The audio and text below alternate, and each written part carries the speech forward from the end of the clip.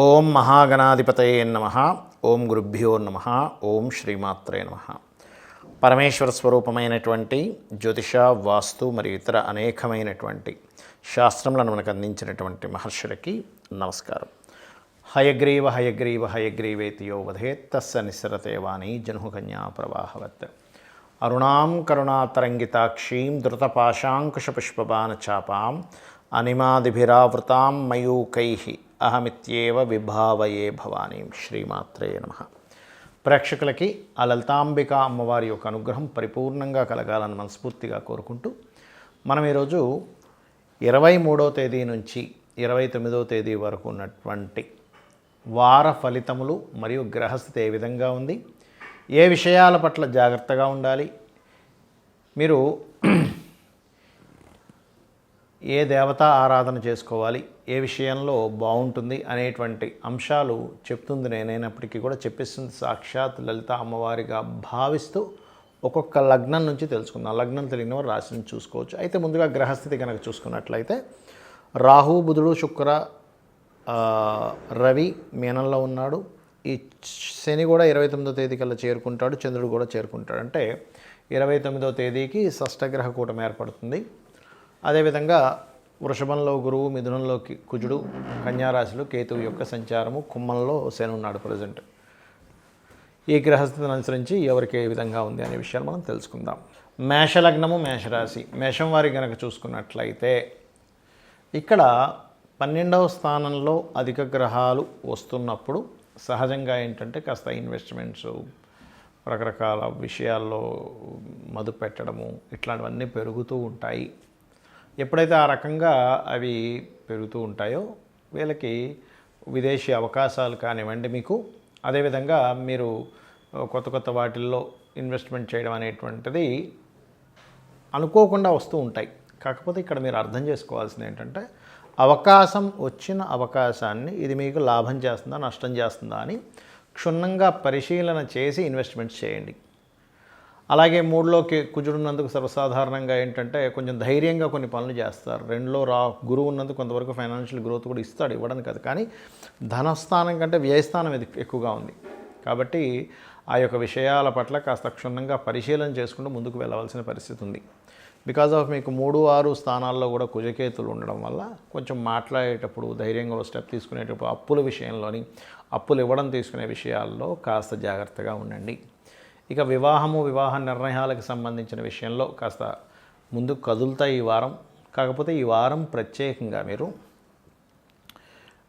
27, 28 తేదీలు ఎవరికైనా మనం చూడండి, ఒక్కోసారి ఇది ఎక్కువ లాభాలు వస్తుందంటే డబ్బులు ఇస్తూ ఉంటాం, ఆ రకంగా మోసపోవడం జరుగుతుంది. కాబట్టి 27, 28 తేదీలు ఏదో అధిక లాభం వస్తుందని ధనాన్ని ఇచ్చేటువంటి అంశాలలో కాస్త జాగ్రత్తగా ఉండండి. ఉద్యోగ అవకాశాలు చక్కగా వస్తాయి ఈ యొక్క వారంలో, అందులో ఎటువంటి సందేహం లేదు. అలాగే మరొక విషయం ఏంటంటే 25, 26 తేదీలు మీరు ఏదైనా ప్రాపర్టీ కొనుగోలు చేయడానికి, ఏదైనా వస్తువు కావచ్చు, వాహనం కావచ్చు, కొనుగోలు చేయడానికి చాలా అనుకూలంగా ఉంది.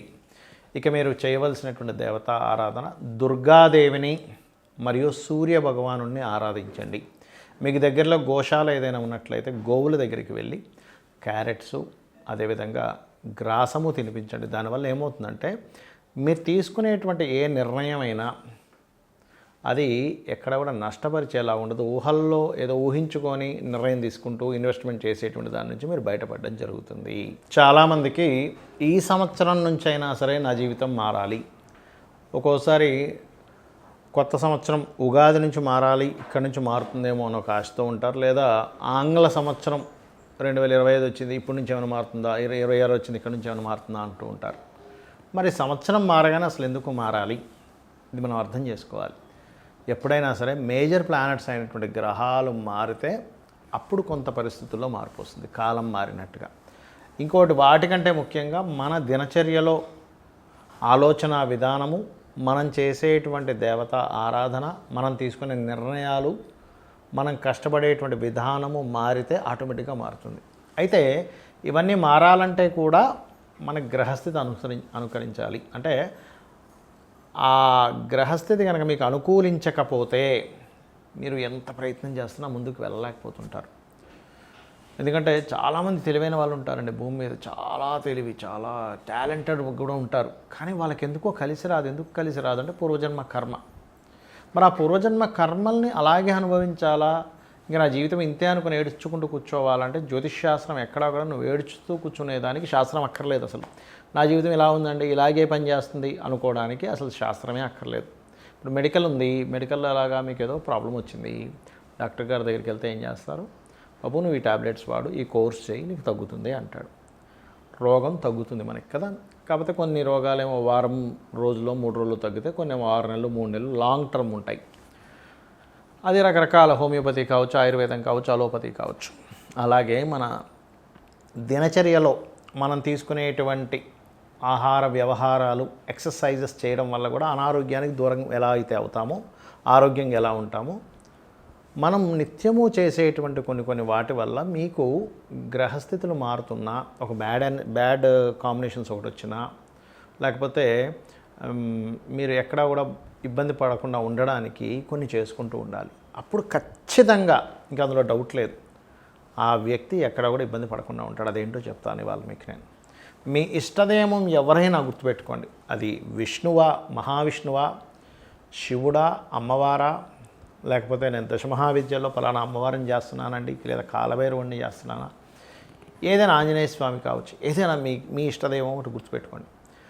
మా ఇష్టదైవం ఎవరో నాకు తెలియట్లేదు, నేను ఎవరిని పూజించాలో అర్థం కావట్లేదు అన్నప్పుడు లగ్నం నుంచి పంచమ స్థానంలో ఏ గ్రహాలు ఉన్నాయి అంటే, ఉదాహరణకి మేష లగ్నం అనుకోండి, పంచమం రవి అవుతుంది.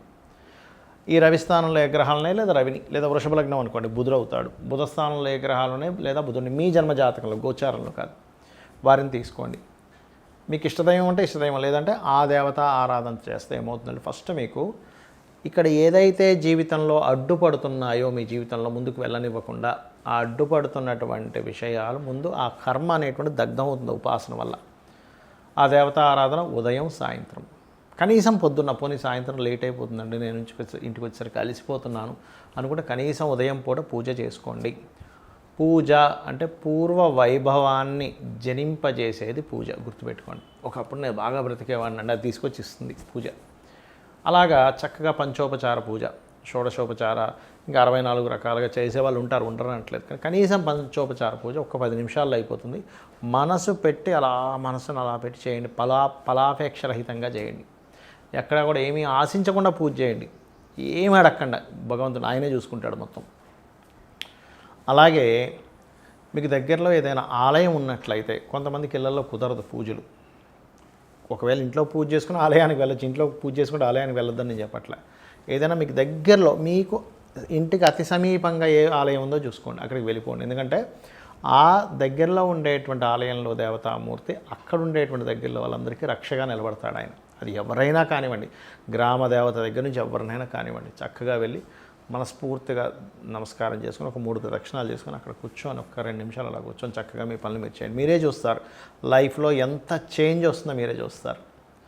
ఇక మూడవది, వారానికి కనీసం ఒక్కసారైనా, ఇంకా ఎక్కువసార్లు రోజు మీరు గోశాలకు వెళ్ళగలిగితే ఇంకా అద్భుతం. ఇంకా కనీసం వారానికి ఒక్కసారైనా, అది శనివారం అయినా ఆదివారం అయినా ఏ వారమైనా, మీకు హాలిడే ఏ రోజు ఉంటే ఆ రోజు వెళ్ళి చక్కగా గోవులకి క్యారెట్లు, అరటికాయలు, లేదా గోంగూర, లేనట్లయితే బెల్లము, ఇట్లాంటి పదార్థాలు కొన్ని, పిడికెడైన బెల్లమైనా పర్వాలేదు. మీరు ఇన్ని వందలు పెట్టాలంటే ఏం లేదు, కనీసం పిడికెడ బెల్లం 10 రూపాయలు పెడితే పిడికెడ బెల్లం వస్తుంది, చక్కగా తినిపించండి. ఏమవుతుందంటే గోవులో ఉండే సకల దేవతల యొక్క అనుగ్రహం మీకు కలుగుతుంది, మీ జీవితం మారుతుంది. ఇది మెయిన్గా చేయండి. అలాగే వీలున్నప్పుడల్లా ఒక 3 నెలలకు 6 నెలలకు ఒక్కసారైనా ఏదైనా ఒక క్షేత్రం, తిరుపతికి వెళ్తారా, అమ్మవారి దుర్గాదేవి ఆలయానికి వెళ్తారా, లేకపోతే శ్రీశైలం వెళ్తారా, కాణిపాకం వెళ్తారా, ఏదైనా ఒక ఆలయం పెట్టుకోండి. 3 నెలలకు కానీ 6 నెలలకు కానీ ఒక్కసారి పెట్టుకోండి. ఎందుకంటే మీకు తెలియకుండానే మీ ఆరాలో ఒక తెలియని ఒక నెగటివ్ ఎనర్జీ మీకు ఫామ్ అయిపోయి ఉంటుంది, గుర్తుపెట్టుకోండి. ఆ ఫామ్ అయినటువంటి నెగటివ్ ఎనర్జీ ఏదైతే ఉందో, అది మీరు ఎప్పుడైతే క్షేత్రాలకు వెళ్తారో అక్కడ సిద్ధ పురుషులు, మహర్షులు వీళ్ళందరూ ఉంటారు, వాళ్ళ యొక్క బ్లెస్సింగ్స్, వాళ్ళ యొక్క ఎనర్జీస్, ఆ క్షేత్రం మహిమ మీ నెగిటివ్ ఎనర్జీని తీసేస్తుంది, గుర్తుపెట్టుకోండి. ఇవి పాటించండి. దీంతోపాటు పశువులకి, పక్షులకి, అంటే కనీసం ఇప్పుడు శాస్త్రాల్లో ఏంటంటే పక్షులకి నీరు పెట్టినా కూడా పితృదేవతల అనుగ్రహం కలుగుతుందట. అలాగే అమావాస్య నాడు మీ పితృదేవతల కోసమని స్వయం పాకం ఇవ్వడం, కాస్త పౌర్ణమికి చంద్రుడిని చూస్తూ లలిత చదువుకోవడం, వీలైతే రోజు ఉదయం సాయంత్రం ఒక్కసారైనా లలిత సహస్రనామాలు వినడం, వాటి యొక్క అర్థాలు వినడం, అర్థం తెలుసుకుంటూ విశ్వంలో ఉన్నటువంటి అమ్మవారి యొక్క శక్తి ఏ రకంగా ఉందో మీరు అర్థం చేసుకోవడం, ఇవి మెయిన్గా చేయండి. దీనివల్ల ఏమవుతుందంటే మీకు తెలియకుండానే ఒక జర్నీ, అంటే మీరు పశుపక్షాదులతోని మీ రెగ్యులర్గా ఉండేటువంటి దీంతో కనెక్ట్ అవుతారు బాగా. ఇందులో చాలామంది అడుగుతారు ఏమంటే నిత్యం పూజ చేస్తే నాన్ వెజిటేరియన్ తినకూడదేమో, ఇలాంటివి ఏమీ లేవు, గుర్తుపెట్టుకోండి. మీ ఉపాధి బట్టి మీకు ఉన్నటువంటి దీన్ని బట్టి ఏమీ కాదు చక్కగా. కాకపోతే ఆదివారాలు మాత్రం తినకండి దయచేసి, బుధవారం హ్యాపీగా తినొచ్చు, ఏం కాదు. అయితే ఇప్పుడు పౌరహిత్యంలో ఉంటారు, మంత్రాలు లేనట్లయితే పూజలు అవి చేస్తారు, వాళ్ళు మాత్రం ఎట్టి పరిస్థితుల్లో వాటిని ముట్టుకోకూడదు. ఒక్కొక్క ఉపాధి బట్టి, ఇప్పుడు క్షత్రియులు ఉన్నారు ఉదాహరణకి, వాళ్ళు నాన్ వెజిటేరియన్ తినాలి, ఎందుకంటే వాళ్ళకి బలం కావాలి. అట్లాగే మీరు గనక ఏమంటే నాకు సకల జీవుల మీద నాకు ఒక రకమైన దయాగుణం ఉంది, నేను వాటిని చంపడం ఏమిటనే భావన కలిగి మానేయడం వేరు, బలవంతంగా మానేయడం వేరు. అమ్మో ఇదేదో అంటున్నారు, అదేమైపోతుందంటే మీరు తినకపోయినా కూడా అయ్యో నేను తినట్లేదే అనేటువంటిది తినడం కంటే ఎక్కువ దోషాన్ని తెచ్చిపెడుతుంది. కాబట్టి మీరు దాన్ని అర్థం చేసుకొని మానేయడం వేరు. వీటన్నిటికంటే ముఖ్యమేంటంటే ఒక ప్రాణిని నేను చంపుకొని తింటున్నాను అనేటువంటి దానికంటే కూడా ఎక్కువ దోషం ఎక్కడ వస్తుందంటే మనుషుల్లోనే మనం ఉంటూ మనుషుల్ని కొంతమంది చూడండి హింసిస్తూ ఉంటారు ప్రతి క్షణం మాటలతోని చేతలతోని. ఇంట్లో ఉండే జీవిత భాగస్వామిని కావచ్చు, ఫ్రెండ్స్ని కావచ్చు, రిలేషన్స్ని కావచ్చు, రకరకాల కుట్రలు కుతంత్రాలు చేస్తుంటారు. అది అన్నిటికంటే ఇంకా పెద్ద దోషం. గాసిప్స్ చెప్పుకోవడం, గాసిప్స్ ద్వారా దారిద్ర్యం పెరుగుతుందని చెప్తుంది శాస్త్రం. అంటే లేని దాన్ని సృష్టించి నలుగురికి చెప్పడం. వీటన్నిటికీ తెలియని వాళ్ళు చేస్తుంటారు, చాలామంది జ్ఞానులు ఉంటారు అటువంటివి చేయరు చాలామంది. కానీ తెలియని వారు అటువంటివి చేసేటువంటి వారు వాటిని ఫస్ట్ ఆపుకోవాలి, ఎందుకంటే దాని ద్వారానే దారిద్ర్యం పెరుగుతుంది, గుర్తుపెట్టుకోండి. శ్రీమాత్రే నమః.